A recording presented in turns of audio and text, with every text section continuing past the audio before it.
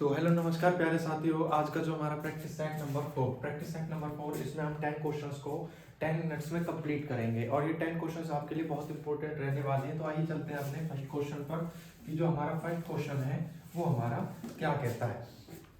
तो question number first कहता है कि निम्नलिखित में से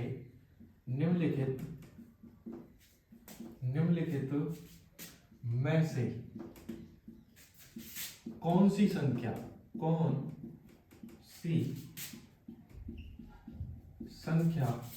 5 से विभाज्य है। तो ऐसी कौन सी संख्या जो 5 से विभाज्य है? Option number A, option number B, option number C, option number D.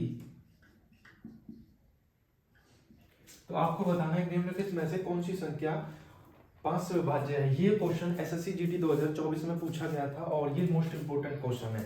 तो 5 से वो संख्या भाग होंगी जिनका जो लास्ट डिजिट है या तो वो 0 हो या 5 हो। आप देखना इसमें लास्ट डिजिट यहाँ भी 05 नहीं है, यहाँ भी 05 नहीं, यहाँ भी 05 नहीं, ऑलरेडी ऑप्शन नंबर डी में 05 है यानी 0 है। तो यह संख्या कौन सी संख्या है? 3,21,480 ऐसी संख्या जो 5 से विभाज्य होगी। तो आइए चलते हैं क्वेश्चन नंबर सेकंड पर। क्वेश्चन नंबर सेकंड हमारा क्या कहता है?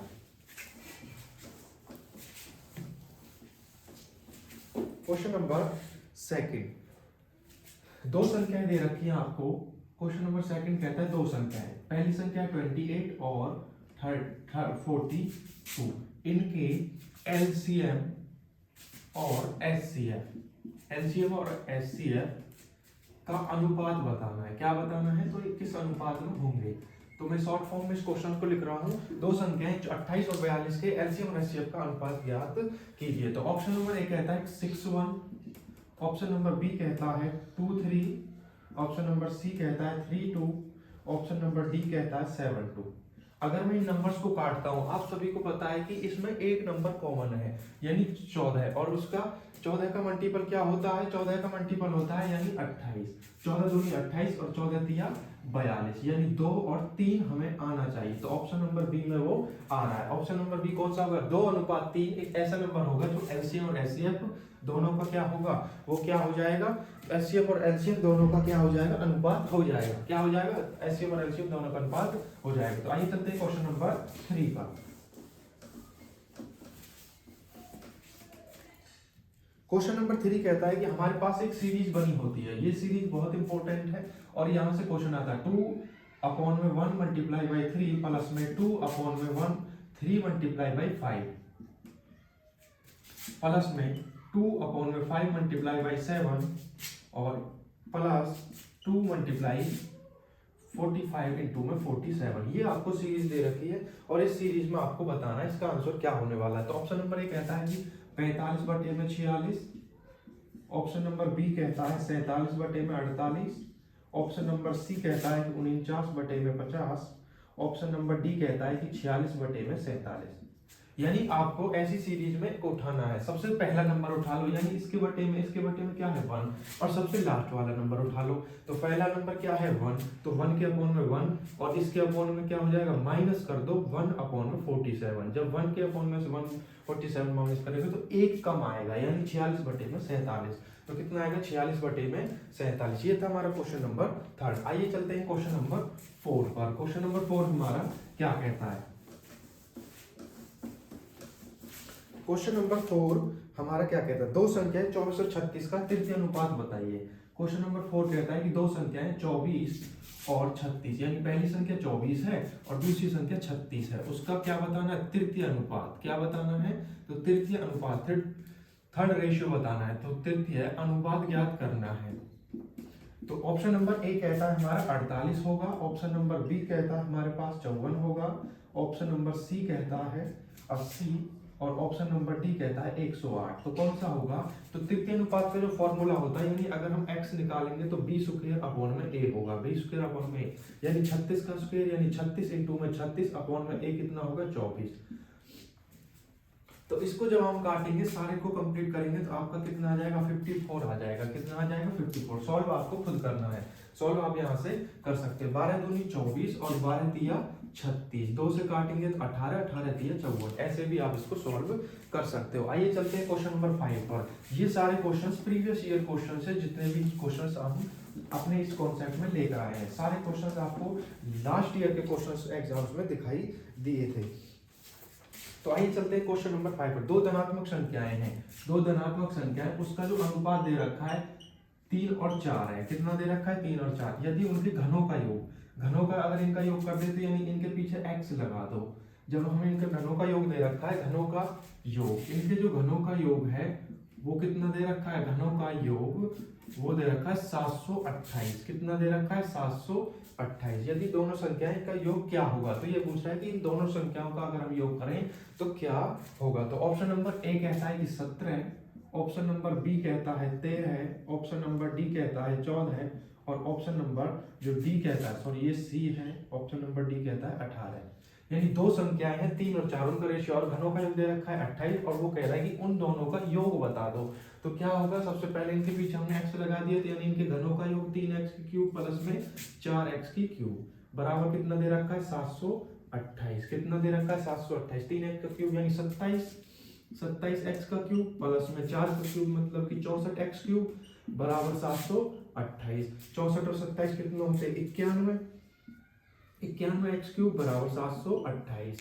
तो x क्यूब बराबर क्या हो जाएगा? 728 बटे में 91। तो जब इसको काटेंगे तो हमारे पास कितना आएगा? 8 आ जाएगा। x क्यूब के बराबर 8, यानी x की जो वैल्यू आ जाएगी वो 2 आ जाएगी, क्योंकि 8 किसका क्यूब रूट होता है? 2 का। तो यहाँ x की वैल्यू 2 है, 2 के साथ x रख दो, यानी 3 दूनी 6 और यहाँ 2 रख देंगे तो 4 दूनी 8, 8 और 6 कितना होते हैं? 14। तो इनके दोनों का योग कितना हो जाएगा? 14। कितना हो जाएगा? 14। कितना हो जाएगा? 14। आइए चलते हैं क्वेश्चन नंबर 6 पर। क्वेश्चन नंबर 6 हमारा क्या कहता है? 10 क्वेश्चन हमको 10 मिनट्स में सॉल्व करने हैं, इसलिए हमारी स्पीड थोड़ी ज्यादा रहेगी। अनाज के किसी भंडार में से 1/8 यानी जो सड़ा भाग है, अनाज का कोई भंडार है, क्वेश्चन नंबर हमारा कहता है 6, अनाज का कोई भंडार, उसमें से सड़ा हुआ भाग है 1/, कितना है? 1/8। यानी अनाज टोटल 8 है, तो उसमें से 1 सड़ा हुआ है। यानी मैं मान लूं कि 8 बोरियां हैं, उनमें से 1 बोरी सड़ी हुई है। यानी अब वो कहता है कि उस भंडार में अनाज का कितना प्रतिशत सड़ा हुआ नहीं है, यानी बचा हुआ शेष भाग पूछ रहा है। तो ऑप्शन नंबर ए कहता है कि 95%, ऑप्शन नंबर बी कहता है कि 90%, ऑप्शन नंबर सी कहता है 87.5%, ऑप्शन नंबर डी कहता है 75%। आपने कहा कि 1/8 सड़ा हुआ है, तो बाकी का पार्ट कितना बचा? जब 1/8 सड़ा हुआ है तो बाकी का पार्ट कितना बचा? यानी 7/8। टोटल मान लो 1 में से जब 1/8 घटाएंगे तो 7/8। 7/8 कितना प्रतिशत होता है? 87.5% होता है। जब आप इसकी गुना 100 से करोगे तो आपका कितना आएगा? 87.5% भाग ऐसा है जो सड़ा हुआ नहीं है। ये था हमारा क्वेश्चन नंबर 6। आइए चलते हैं क्वेश्चन नंबर 7 पर। क्वेश्चन नंबर हमारा 7 क्या कहता है? तो क्वेश्चन नंबर 7 हमारा कहता है कि 600 रुपए में एक पुस्तक बेचने पर एक दुकानदार 20% का लाभ कमाता है, तो उसका क्रियामूल क्या होगा? 600 रुपए, क्वेश्चन नंबर 7 कहता है कि 600 रुपए में एक पुस्तक बेचने पर, क्या बेचने पर 20% लाभ कमाता है। 20% लाभ यानी उसे लाभ कितने का होता है? 20%। तो हमें क्या बताना है? क्रियामूल बताइए। क्या बताना है? क्रियामूल ज्ञात कीजिए। तो ऑप्शन नंबर ए कहता है कि 480, ऑप्शन नंबर बी कहता है 500, ऑप्शन नंबर सी कहता है 560, ऑप्शन नंबर डी कहता है 600। तो आपको बताना है 600 में एक पुस्तक बेची और उसने 20% लाभ पर बेच दी, यानी 100% की वैल्यू को उसने 20% लाभ पर बेचा, यानी 120 में बेच दिया। यानी 100% की वैल्यू को 120 में बेच दिया। तो यानी और उसने टोटल सामान कितने का? वो 600 का है। कितने का है? 600 का वो टोटल सामान है। यानी उसने 120 में उसको बेचा है, तो यानी 100 की वस्तु को 120 में, कितने में बेच दिया? 100 की वस्तु को 120 में। 1 0 से 1 0, 12 पंजे 60 और 5 गुना 100 करेंगे तो यानी 500 रुपए की उसका क्रियामूल होगा। उसका क्रियामूल कितना होगा? 500 रुपए। कितना होगा? 500 रुपए। यानी उसने 100 रुपए की चीज को 120 में बेच दिया और यानी 20% का लाभ कमा लिया। यानी 100 रुपए में की टोटल जो नेट वैल्यू थी वो 100% थी, यानी उसका जो कॉस्ट प्राइस सीपी है वो 100 है, और उसने 20% के लाभ पर उसको बेच दिया, तो 100/120 गुना में 100, तो सॉरी 600, जब इसको काटोगे तो 500 रुपए का उसकी सीपी आएगा, यानी उसकी कॉस्ट प्राइस आएगी वो 500 रुपए आएगी। कितनी आएगी? तो उसकी जो कॉस्ट प्राइस आएगी वो 500 रुपए उसकी कॉस्ट प्राइस होगी। तो आइए चलते हैं क्वेश्चन नंबर 8 पर। क्वेश्चन नंबर 8 हमारा क्या कहता है? क्वेश्चन नंबर 8 कहता है कि यदि कमीज की लागत पर 20% छूट देने पर उसके बाद 64 की आती है, इसकी मूल लागत क्या होगी? तो क्वेश्चन नंबर 8 हमारा कहता है कि यदि कमीज की लागत 20% की उस पर छूट दे दी, यानी 100% की वैल्यू है, टोटल वैल्यू कितनी है उसकी? 100% है। सबसे पहले मैं इनके ऑप्शंस लिख देता हूँ, 70, बी 80 और सी 90 और डी 85। यानी 100% की वैल्यू की कोई चीज है, उस पर उसको 20% की छूट दे दी, यानी 20% की छूट दे दी, तो वह कितने में बिका है माल? तो यानी 80 रुपए में बिका है, यानी 100% की वैल्यू 80% में बिका है, यानी उसने जो 100% की वैल्यू का सामान है वो कितने में बेच दिया? 80% में। कितने में बेच दिया? 80% में। अब वो कहता है उसके बाद वो 64 की आती है, तो कितने रुपए की आती है? 64 रुपए की। अब उसकी जो है मूल लागत क्या थी? तो मूल लागत क्या होगी? 8 8 64, 8 दाम के 80, जब 100 से 10 को काटेंगे 10 बार, 10 अट्ठे 80, यानी 80 रुपए उसकी मूल लागत होने वाली है। उसकी मूल लागत कितनी होने वाली है? 80 रुपए। कितने रुपए होने वाली है? 80 रुपए उसकी मूल लागत होने वाली है। आइए चलते हैं क्वेश्चन नंबर 9 पर। क्वेश्चन नंबर 9 हमारा क्या कहता है? क्वेश्चन नंबर 9 कहता है कि एक विक्रेता ने 10 रुपए की चीज को 10 RS में, सबसे पहले ऑप्शंस यहाँ लिख लेते हैं। तो ऑप्शन नंबर ए कहता है 10% लाभ, ऑप्शन नंबर बी कहता है 5% लाभ, ऑप्शन नंबर सी कहता है 10% हानि, ऑप्शन नंबर डी कहता है 8% लाभ। तो 8% लाभ। और एक विक्रेता ने 10 रुपए में 6 केले खरीदे, यानी 10 रुपए में उसने कितने केले खरीदे? 6 केले उसने खरीद लिए। उसने कहा कि उन्हें 6 रुपए के हिसाब में, सॉरी 6 रुपए में 4 के हिसाब से बेच दिया, यानी 6 रुपए में कितने के हिसाब से बेच दिया? 4 के हिसाब से उसने उसको बेच दिया। तो उन्होंने 10 रुपए के हिसाब से, यानी कोई चीज 10 में खरीदी, 6 में बेच दी, फिर 6 में उसको 6 के और 4 के हिसाब से बेच दिया, यानी 6 रुपए में 4 के हिसाब से, 6 रुपए में 4 के हिसाब से उसको बेच दिया। इनकी क्रॉस मल्टीप्लाई यहाँ से कर लो, 10 चौक 40 और यहाँ पे 36, यानी कितने परसेंट का? यानी उसने उस चीज को 40 में खरीदा तो 36 में बेच दिया, तो उसको हानि कितने की हुई? 4% की। कितने पर हुई? 40 पर। यानी 40 का 4% कितना होता है? यानी 1/10, 1/10 कितना होता है? 10%। तो उसे 10% की हानि होगी। उसे कितने परसेंट की हानि होगी? 10% की उसको हानि होगी। कितने परसेंट की हानि होगी उसको? तो 10% की उसको हानि होने वाली है। तो आइए चलते हैं अपनी नेक्स्ट क्वेश्चन पर कि हमारा जो नेक्स्ट क्वेश्चन क्या कहता है।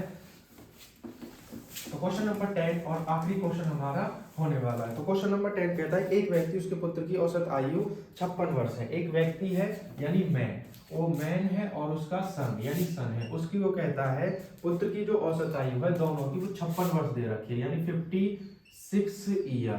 कितनी दे रखी? तो 56 ईयर। ऑप्शंस को यहाँ लिख लेते हैं। ऑप्शन नंबर ए कहता है हमारे पास 30 वर्ष, ऑप्शन नंबर बी कहता है 35 वर्ष, ऑप्शन नंबर डी सी कहता है 40 वर्ष और ऑप्शन नंबर डी कहता है 25 वर्ष।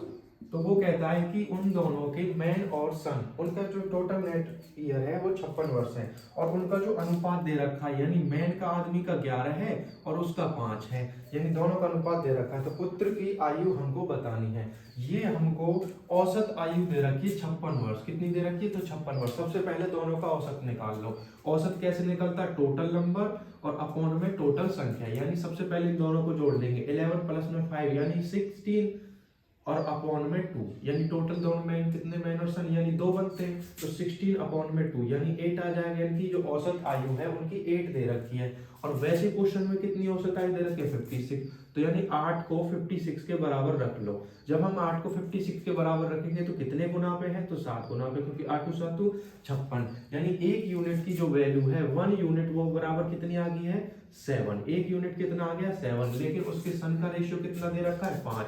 तो 7 × 5 कितना हो जाएगा? जो सन की एज हो जाएगी वो 35। अगर मैं उसके पिताजी की आयु पूछे तो 7 इंटू 11, 11 सत्ते 77, यानी उसके पिताजी की आयु कितनी हो जाएगी 77 वर्ष। हमें किसकी पूछी है 35 वर्ष, हमें किसकी पूछी उसके सन की, किसकी पूछी सन की, तो सन की कितनी हो जाएगी 35 वर्ष। तो इस वजह से आज का जो आर्टिकल सेशन है यही समाप्त होता है। आने वाले वीडियोज के चैनल को लाइक करें, चैनल को सब्सक्राइब करें। धन्यवाद।